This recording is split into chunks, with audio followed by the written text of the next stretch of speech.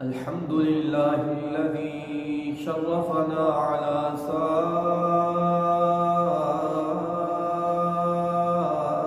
الأمم برسالة من اختصه من بين الأنام بجوامع الكلم وجواهر الحكم وصلى الله تعالى على خير خلقه محمد وآله وصحبه وبارك وسلم.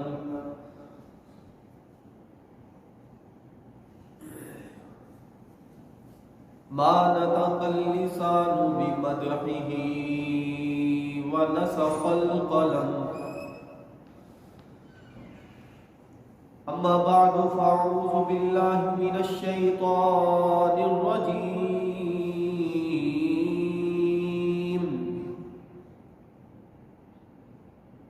بسم الله الرحمن الرحيم.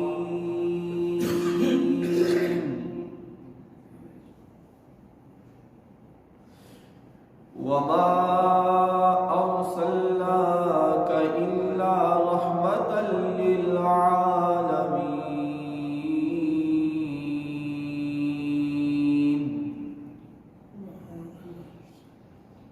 قال النبي صلى الله عليه وسلم: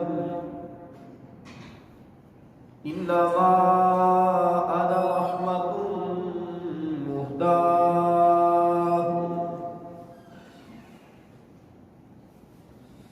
صدق الله العظيم وصدق رسوله النبي الكريم، ونحن على ذلك لمن الشاهدين والشاكرين والحمد لله رب العالمين.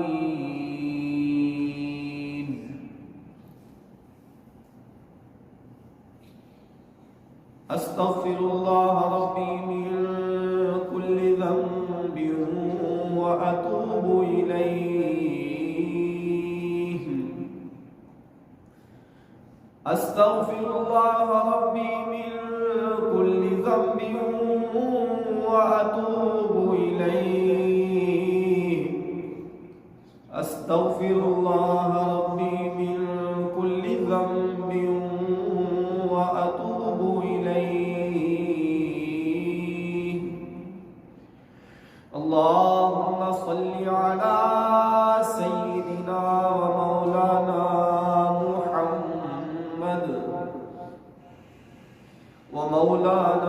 محمد وبارك وسلم وصل عليه.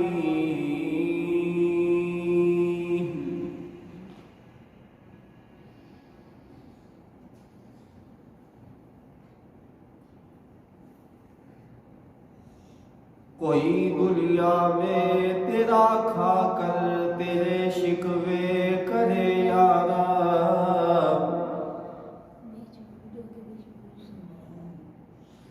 کوئی دنیا میں تیرا کھا کر تیرے شکوے کرے یارا.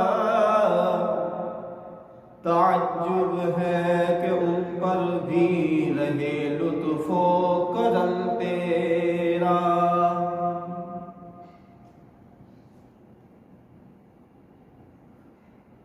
در فشانی نے تیری قطروں کو دریا کر دیا، آنکھوں کو بینا کر دیا، دل کو روشن کر دیا. خود نہ تھے جو راہ پر اوروں کے ہادی بن گئے، کیا نظر تھی جس نے مردوں کو مسیحا کر دیا. قدم قدم پہ برکتیں، نفس نفس پہ رحمتیں، جہاں جہاں سے وہ شفیع آسیاں گزر گیا. جہاں قدم پڑے نہیں وہی ہے رات آج تک تک وہاں وہاں سحر ہوئی جہاں جہاں گزر گیا جس چمن میں جا کے میرے آقا زلفاں کھولیا لے چلی باد صبا خوشبو کی بھر بھر جھولیاں۔ میرے واجب الاحترام لائق ست تعظیم و تکریم بزرگوں، دوستوں اور بھائیوں، اللہ رب العزت نے سرکار دو عالم صلی اللہ علیہ وآلہ وسلم کو کل جہانوں کے لیے رحمت بنا کر بھیجا۔ آپ صلی اللہ علیہ وسلم اپنی امت پر بڑے شفیق اور مہربان ہیں۔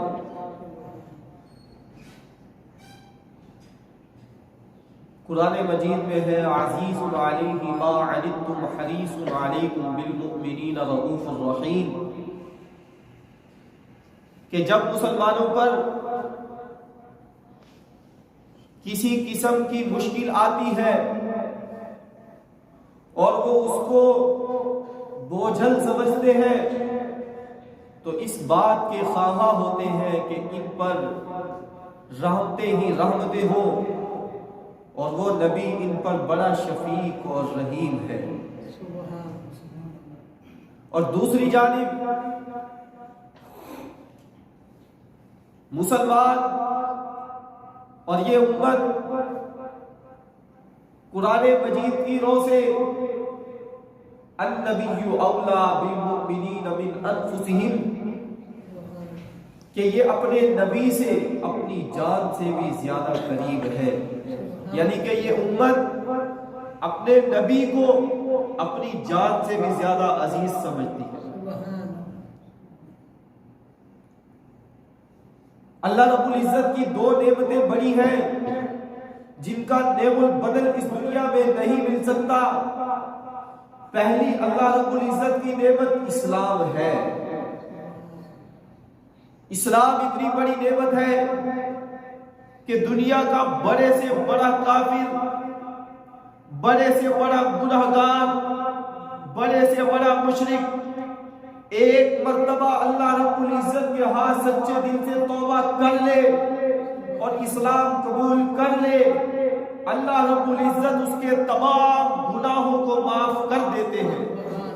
الاسلام یہدی ما کان قبلہ، اسلام پچھلے تمام گناہوں کو معاف کر دیتا ہے، ختم کر دیتا ہے۔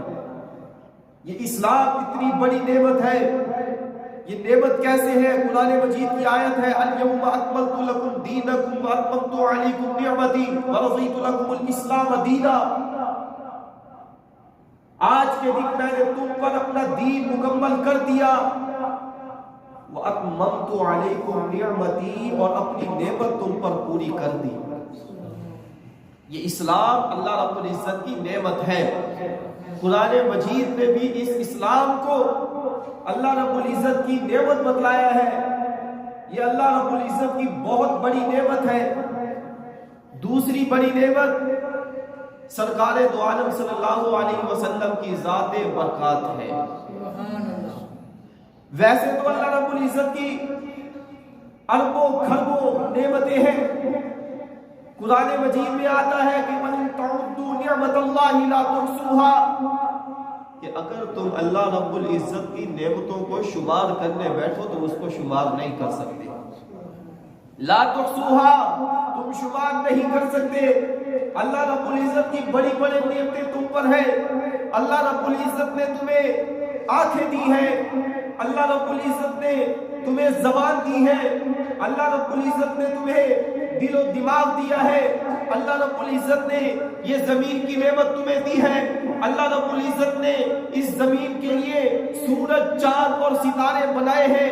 یہ اللہ رب العزت کی بڑی بڑی نعمتیں ہیں۔ لیکن ایک نعمت اللہ رب العزت کی ایسی ہے کہ جس نعمت کا کوئی بھی نعمت مقابلہ نہیں کر سکتی، وہ نعمت سرکار دو عالم صلی اللہ علیہ وسلم کی ذات بابرکات ہے۔ آپ صلی اللہ علیہ وسلم ایک ایسی نعمت ہے کہ جس کا کوئی نعمت بدل نہیں ہے۔ اور سرکار دو عالم صلی اللہ علیہ وسلم جہان والوں کے لیے رحمت بن کر آئے ہیں، رحیم بن کر آئے ہیں، شفیق بن کر آئے ہیں۔ آپ صلی اللہ علیہ وسلم سے بڑھ کر کوئی نعمت نہیں ہے۔ سرکار دو عالم صلی اللہ علیہ وسلم اس امت پر بڑے مہربان ہیں کہ جس طرح کوئی عورت اپنے بچے پر مہربان ہوتی ہے، اسی طریقے سے سرکار دو عالم صلی اللہ علیہ وسلم اس امت پر مہربان ہے۔ آپ نے اکثر مشاہدہ کیا ہوگا کہ عورت جو ہے وہ بچوں سے محبت کرتی ہے اور اپنے بیٹے سے بالخصوص محبت کرتی ہے۔ اگر کہیں پر کچھ مرد حضرات کھڑے ہوں اور ایک بچہ وہاں پر رو رہا ہو تو وہ مرد اتنی جلدی اس بچے کی طرف متوجہ نہیں ہوتے ہیں کہ جتنا جلدی عورتیں اس بچے کی طرف متوجہ ہو جاتی ہیں کہ یہ بچہ کیوں رو رہا ہے، اس کو کیا پریشانی ہے، اس کو کیا تکلیف ہے۔ ایک واقعہ آتا ہے کہ ایک قاضی کے پاس دو عورتیں ایک بچے کو لے کر آئی۔ ایک عورت کہتی ہے کہ یہ میرا بچہ ہے، دوسری عورت یہ کہتی ہے کہ یہ میرا بچہ ہے۔ فیصلہ نہیں ہو پاتا، دلائل دیے جاتے ہیں، فیصلہ نہیں ہوتا۔ قاضی کہتا ہے کہ چلو ٹھیک ہے، اس طرح نہیں پتہ چلتا تو اس طرح کرتے ہیں کہ بچے کے دو ٹکڑے کر دیتے ہیں، ایک ٹکڑا ایک عورت کو دے دیتے ہیں، دوسرا ٹکڑا دوسری عورت کو دے دیتے ہیں۔ جس عورت کا بچہ نہیں تھا وہ خاموش رہی، جس عورت کا بچہ تھا وہ بول اٹھی کہ اس بچے کو مارا نہ جائے، اس بچے کو کاٹا نہ جائے، اس بچے کو دوسری عورت کو ہی دے دیا جائے، میں کبھی کبھی تو اس بچے کو دیکھ لیا کروں۔ تو عورتیں جو ہے، مائیں جو ہے، اپنی جان سے زیادہ اپنی اولاد کو سمجھتی ہیں، اور سرکار دو عالم صلی اللہ علیہ وسلم کو اللہ رب العزت نے اس امت کے لیے رحمت بنا کر بھیجا ہے، مہربان بنا کر بھیجا ہے۔ سرکار دو عالم صلی اللہ علیہ وسلم کی ذات گرامی ایک ایسی ذات ہے کہ آپ صلی اللہ علیہ وسلم کا بھول جانا بھی اس امت کے لیے رحمت بنا ہے۔ آپ صلی اللہ علیہ وسلم کا سو جانا بھی اس امت کے لیے رحمت بنا ہے۔ سرکار دو عالم صلی اللہ علیہ وسلم کا سو جانا بھی اس امت کے لیے رحمت ہے۔ حالت بیداری کتنی بڑی نعمت ہوگی جب سو جانا آپ صلی اللہ علیہ وسلم کا اتنا رحمت ہے کہ سرکار دو عالم صلی اللہ علیہ وسلم ایک مرتبہ جہاد سے واپس تشریف لا رہے تھے، تھکے ہوئے تھے، رات کا وقت ہو گیا، تو سرکار دو عالم صلی اللہ علیہ وسلم نے ایک جگہ قیام کیا، لشکر والوں نے قیام کیا، تو آپ صلی اللہ علیہ وسلم نے حضرت بلال رضی اللہ تعالیٰ عنہ کی ڈیوٹی لگائی کہ آپ نے رات کو پہرا دینا ہے، آپ نے سونا نہیں ہے، آپ نے صبح کے وقت ہمیں اٹھا دینا ہے۔ تو سارے سو گئے، آپ صلی اللہ علیہ وسلم بھی سو گئے، حضرت بلال رضی اللہ تعالیٰ عنہ پہرا دے رہے ہیں، ان کو بھی نیند کا غلبہ تھا، وہ ایک جگہ ٹیک لگا کر جو بیٹھے تو ان پر بھی نیند کا غلبہ آ گیا اور وہ بھی سو گئے۔ صبح ہوئی، سورج کی کرنیں جب سرکار دو عالم صلی اللہ علیہ وسلم کے رخسار مبارک پر پڑی تو آپ صلی اللہ علیہ وسلم بیدار ہو گئے۔ آپ صلی اللہ علیہ وسلم نے حضرت بلال کو اٹھایا کہ تو نے آج ہمیں جگایا نہیں ہے، تو حضرت بلال رضی اللہ تعالیٰ نے عرض کیا کہ یا رسول اللہ صلی اللہ علیہ وسلم، جس ذات نے آپ پر نیند طاری کر دی تھی اسی ذات نے مجھ پر بھی آج نیند طاری کر دی ہے، میں بھی آج نہیں اٹھ سکا اور آج ہماری صبح کی نماز رہ گئی ہے۔ تو سرکار دو عالم صلی اللہ علیہ وسلم کا یہ سو جانا بھی اس امت کے لیے رحمت بنا کہ آپ صلی اللہ علیہ وسلم کے سو جانے کی وجہ سے نماز صبح کی رہ گئی تو آپ اس امت کے لیے اللہ رب العزت نے قضا نماز اتار کہ انسان قضا نماز پڑھ لے، اگر انسان کی نماز رہ جائے تو بعد میں اس کو قضا کر لے تو اس کی نماز ادا ہو جاتی ہے۔ تو آپ صلی اللہ علیہ وسلم کا سو جانا بھی اس امت کے لیے رحمت بنا ہے۔ سرکار دو عالم صلی اللہ علیہ وسلم کو اللہ رب العزت نے اس امت کے لیے رحمت للعالمین بنا کر بھیجا ہے۔ سرکار دو عالم صلی اللہ علیہ وسلم کی رحمت للعالمین کا ہر کسی نے حصہ لیا ہے۔ سرکار دو عالم صلی اللہ علیہ وسلم کی رحمت سے اس امت کی عورت نے حصہ لیا ہے۔